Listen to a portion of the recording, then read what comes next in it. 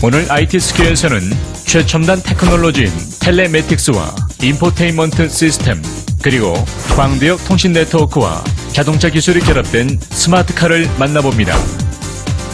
차량 내 시스템 간의 최첨단 통신 기술 텔레매틱스 시스템부터 다양한 주행 정보를 보여주는 신개념 디스플레이 HUD, 그리고 미래의 자동차 기술까지는 물론 이런 스마트카의 등장으로 인한 외국과 우리나라 사람들의 생활의 변화까지 그 스마트한 이야기 속으로 지금 출발하겠습니다. 엔진 스타트.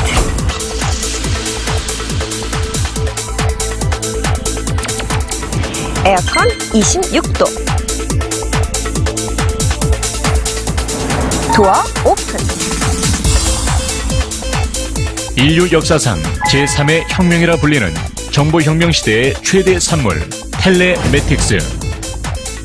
텔레커뮤니케이션과 인포매틱스의 합성어인 텔레매틱스는 자동차 안에서 이메일을 주고받음은 물론 인터넷을 통한 각종 정보 검색과 실시간 동영상 감상, 그리고 전자상거래까지 가능한 오토PC를 이용한다는 점에서 오토모티브 텔레매틱스라고도 부르는데요.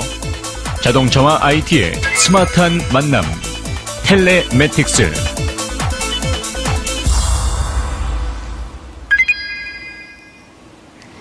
제가 지금 스마트폰을 이용해서 제 차량의 위치를 확인하고 있는데요.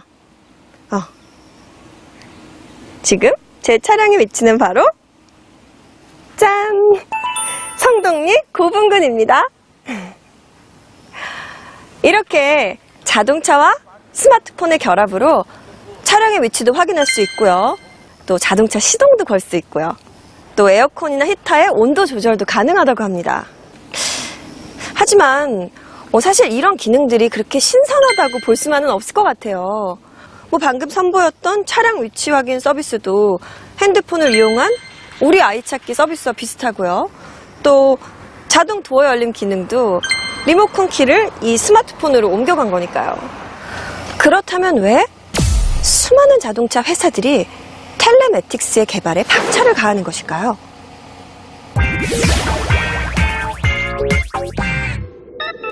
자동차의 최첨단 IT 통신 기술을 접목시킨 텔레매틱스. 그 시작은 미국을 대표하는 자동차 제조회사 제너럴 모터스였습니다. 1996년 온스타라는 프로그램으로 텔레매틱스 시장을 개척한 미국의 제너럴 모터스는 타사에 비해 사업적 우위를 점하며 텔레매틱스 분야에서만 현재 600만 이상의 고객을 유치하고 있습니다. 그리고 현재는 4G LTE 기반의 차세대 기술을 개발 중인데요.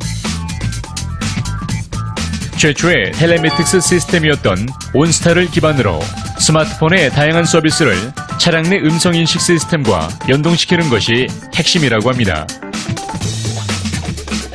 그리고 GM은 텔레매틱스 외에 또 다른 스마트카 기술을 최초로 개발하기도 했는데요. 그것이 바로 헤드업 디스플레이 HUD입니다. 빛을 이용해 영상을 출력하는 빔 프로젝터의 원료를 이용한 HUD는 최초 자동차가 아닌 군사용 비행기, 전투기에서 시작되었는데요. 미국의 제너럴 모터스가 1988년 자동차에 적용하기 시작하면서 자동차 디스플레이 시장을 가져왔습니다. 그리고 최근엔 이스라엘 디자인 스쿨 학생들과 협력하여 기회창이라는 새로운 시스템을 개발했는데요. 차량 실내 공기를 환기하던 목적으로만 사용하던 윈도우를 마치 하나의 태블릿 PC처럼 활용할 수 있는 HUD의 미래형이라고 할 수 있습니다. 그리고 GM과 함께 아메리카 대륙의 자동차 시장을 양분하고 있는 포드사 역시 텔레매틱스 기술에 박차를 가하고 있는데요. 다른 자동차 회사들에 비해 기술적 열세에 있는 포드사는 각 산업군의 경쟁력 있는 업체들과의 기술 제휴를 통해 상대적 열세를 극복하고 있습니다. 에어백 작동 시 긴급 구조센터인 911과 자동 연결되는 911 어시스트 기능을 시작으로 한 포드의 텔레매틱스는 운전자의 운전 패턴을 컴퓨팅을 통해 분석, 최적의 차량 운항 가이드를 제공하는 차량 운행 예측 프로그램을 개발 중입니다. 그렇다면 자동차 강국 독일은 어떨까요? 독일을 대표하는 자동차 브랜드 BMW. 최초로 차량 내 인터넷 탑재를 시작한 BMW는 차량 내 네트워크 시스템 분야에서는 세계 최정상이란 평가를 받고 있습니다. 특히 언제 어디서든 SOS 버튼을 누르면 차량의 파손 정보를 콜센터에 알려주면 물론 아우토반 등의 고속도로 주행 시에 실시간 교통 정보를 전달해주는 기술을 선보였었는데요. 앞으로는 인텔과 같은 컴퓨터 기업들과 연계하여 PC의 기능을 갖춘 지능형 이동 사무실을 구현하는 것을 목표로 삼고 있습니다. 그렇다면 현재 국내에 시판되고 있는 차들에는 어떤 스마트 시스템이 장착되어 있을까요? 먼저 독일의 아우디사에서 고급 스포츠 세단으로 출시한 A7의 스마트 시스템을 살펴봤습니다. 아우디 A7 같은 경우엔 2011년 7월에 이제 한국에 런칭한 스포츠형 세단이고요. 그리고 실내에 들어가 보면 헤드업 디스플레이라든지 그리고 팝업 방식의 내비게이션, 그리고 가장 좀 다른 점이라고 말씀을 드리면 드라이브 셀렉트라는 기능이 들어가 있어서 4가지 모드가 되거든요. 컴포트 모드, 다이나믹 모드, 오토 모드, 그 다음에 인디비주얼 모드까지 이 4가지 스타일대로 고객님이 원하시는 스타일로 차량을 운행하실 수 있는 한 대의 차량으로 4대의 효과를 보실 수 있는 차량이라고 말씀드릴 수 있을 것 같습니다. 그렇다면 아우디와 함께 독일의 유명 자동차 브랜드인 폭스바겐은 어떨까요? 먼저 고급 세단으로 알려진 CC 모델을 살펴봤습니다. 이 차에는 운전자의 안전을 위한 몇 가지 장치들이 장착되어 있습니다. 가장 대표적인 예로는 피로경보 시스템이라고 하여 저희가 고속주행 시 운전자의 주행 습관을 패턴을 분석을 해서 그와 다른 패턴들, 졸음운전을 위한 차선 변경이라든지 그런 것들이 이루어지게 되면 자동으로 경보를 하게 되는 시스템입니다. 그리고 SUV 차종 중에서 인기 모델로 꼽히는 Tiguan의 최신 모델도 살펴봤는데요. 이 차량의 대표적 스마트 시스템은 바로 파킹 어시스트 시스템이라 불리는 자동 주차 기능인데요.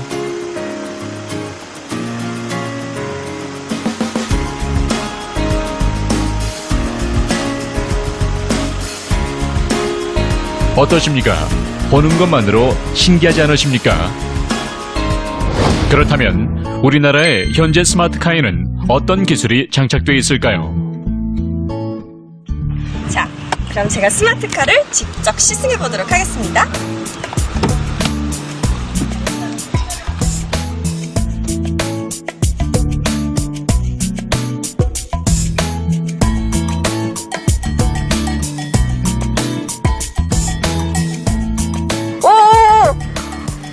내 속력이 나오나봐.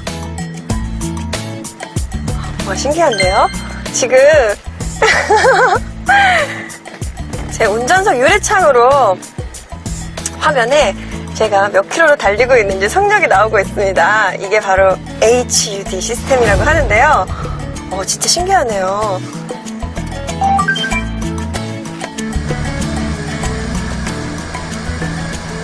사실 요즘에는 이 차 내부에 모니터가 항상 있잖아요. 내비게이션을 위한 모니터가 항상 있는데 여자로서 사실 이 내비게이션이 장착되어 있는 모니터가 그렇게 이쁘지는 않거든요. 그리고 보통 실시간으로 교통정보를 알아보기 위해서 우리가 일부러 내비게이션에 따로 부착도 하잖아요. 근데 그거는 정말 예쁘지는 않은 것 같아요. 그리고 사실 내비게이션을 유리창에 부착을 하게 되면 옆에 사이드미러를 보는데도 굉장히 불편함이 있고 시야 확보하는 데 있어서 큰 장애가 돼서 사고도 많이 난다고 하더라고요. 그런 점에서 볼 때 이 HUD 시스템은 앞을 보고 있지만 내비게이션도 볼 수 있고 또 지금 차가 가니까요 옆에 이렇게 표시가 나와요. 왜 우리 주차할 때 보면 뒤에 장애물이 있습니다. 차간 간격이 굉장히 좋습니다. 이러면서 삐삐삐삐 하면서 이렇게 그림이 나오잖아요. 그 그림이 똑같이 나오네요. 그러니까 운전을 잘 못하시는 분들, 조금 미흡하신 분들한테는 굉장히 도움이 되는 그런 기능 같습니다. 왜 우리 사실 여자들은 운전할 때 사각지대라고 하죠. 그 사이드미러 보는데도 잘 안 보이는 차들이 있잖아요. 그럴 때 언제 옆차선으로 들어가야 되는지 굉장히 고민이 많은데요. 지금 이 HUD 이 시스템을 통해서 옆에 차와의 간격이 얼마인지, 옆에 차가 있는지 없는지를 알 수가 있기 때문에 차선을 변경할 때 굉장히 좋을 것 같아요. 자동차를 컴퓨터 못지않게 스마트하게 만들어준 텔레매틱스와 헤드업 디스플레이. 이 두 시스템의 스마트한 만남은 통합제어 시스템으로 완성되었습니다. 무선 통신 기술을 이용 운전자의 차량과 앞 차량과의 거리를 파악해서 충돌의 위험이 가까우면 자동적으로 차량의 속도를 줄여서 운전자의 안전함을 지켜주고 있는데요. 과연 이 스마트한 기술이 실제로 쓰일 만큼 안전성이 검증된 걸까요? 최근 출시된 기아 자동차의 K9을 가지고 직접 실험을 해봤습니다.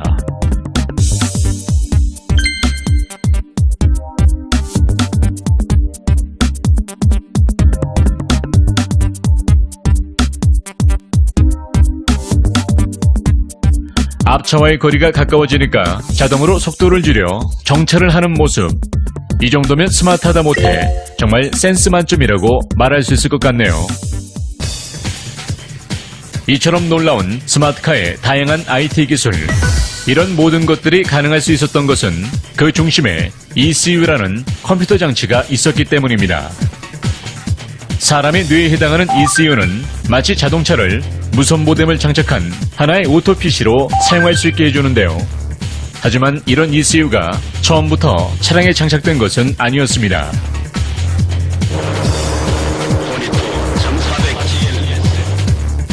국내 최초 승용차인 현대자동차의 포니를 시작으로 이후 스텔라를 거쳐 엑셀의 발전형 모델이 나오기 전까지는 전자제어 시스템인 ECU 대신에 기계식 제어 시스템인 카뷰레터가 장착되어 있었습니다. 쉽게 예를 들어보면 연료 공급마저도 현재처럼 자동적으로 공급하는 방식이 아니었습니다. 가속 페달을 밟으면 마치 잠겨있던 수도꼭지가 열리듯 잠김 장치가 개방되고 그 공간을 통해 연료가 분사되는 1차원적인 기계 방식 시스템이었는데요.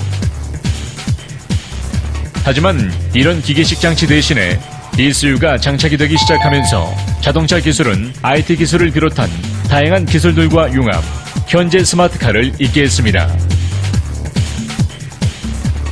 그럼 스마트카에 IT 기술을 접목시킬 수 있게 한 ECU의 실제 모습을 볼까요?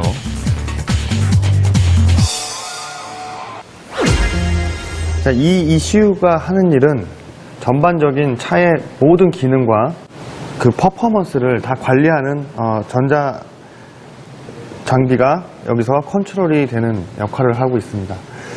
예를 들어 운전자가 깜빡이를 켜는 행위와 에어컨을 켜는 거, 그리고 심지어 악셀과 또 브레이크를 잡는 것까지 다 여기서 암호화해서 전자적으로 제어를 하게 하는 최첨단 IT 장비라고 할 수 있겠습니다. 그런데 여기서 한 가지 재밌는 사실이 있는데요. 자동차에 장착된 ECU는 모두 100% 제 기능을 발휘하지 않고 있다는 점입니다. 최신 기술로 최고급 차량을 만들어 놓고 그 성능을 100% 발휘하지 않게 하는 걸까요? 이 엔진이 정말 할 수 있는 일이 100이라고 하면 이 ECU의 세팅은 과연 100을 다 쓰게 하느냐? 그건 아닙니다. 대부분 나라마다 이 차가 만들어지는 나라의 그 법규에 의해서 약간씩 차이는 있는데요. 예를 들어 독일 같은 경우에는 유럽의 까다로운 그 심사 기준과 배기가스 규제 또 이런 부분 때문에 약 65% 정도의 세팅으로 순정 기준 세팅이 되어 나오고 있습니다. 우리나라 같은 경우에는 한 90% 정도까지 세팅이 돼서 나오는 걸로 알고 있습니다. 그렇지는 않습니다. 엔진 성능이 워낙 높기 때문에 65%라고 해도 실제 수치를 따져본다면 엔진 성능이 워낙 뛰어나기 때문에 결국 세팅을 해보면 순정 기준으로 봤을 때 우리가 알고 있듯이 독일 차가 당연 세계 최고의 수준으로 머물고 있습니다. 그렇다면 1975년 국내 최초 개발 모델인 현대자동차의 포니 이후 기적 같은 속도로 발전을 이룬 세계 5위의 자동차 생산국인 우리나라의 자동차 기술과 스마트 기술의 수준은 어느 수준에 와 있을까요? 국내 자동차 기술은 엔진이나 기계 부품 기술은 상당한 수준에 올라가 있는데 IT 기술 또는 전기전자 기술들은 대부분 유럽계의 부품 회사들의 기술을 그대로 채용을 하고 있습니다. 이런 우려를 반영해서 최근에 현대자동차에서 오트론이라고 하는 차량 IT 전문 기업을 설립을 했고 그 오트론을 통해서 그 5년 이상의 격차를 좁히려고 노력을 하고 있습니다. 이렇듯 국내외를 막론하고 수많은 자동차 기업들이 개발에 힘쓰고 있는 스마트카 시스템. 최근 독일에서는 태블릿 PC를 이용한 놀라운 시스템을 선보였습니다. 태블릿 PC나 스마트폰을 이용 자신의 현재 위치와 목적지를 전송하면 자신의 위치까지 택시가 오고 또 목적지까지 안전하게 데려다주는 건데요. 더욱 놀라운 것은 이 콜택시가 무인 콜택시라는 점입니다. 레이저 스캐너와 레이더 그리고 GPS 등 각종 IT 기술을 이용해 운전자 없이도 승객을 원하는 곳까지 데려다주는 무인 콜택시. 사실 이 기술은 세계적인 IT 기업인 구글이 먼저 세상에 내놓았었는데요.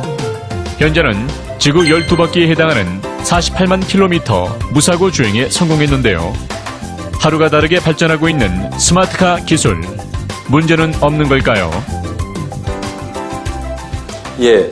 스마트카 기술은 세계적으로 굉장히 관심이 많거든요.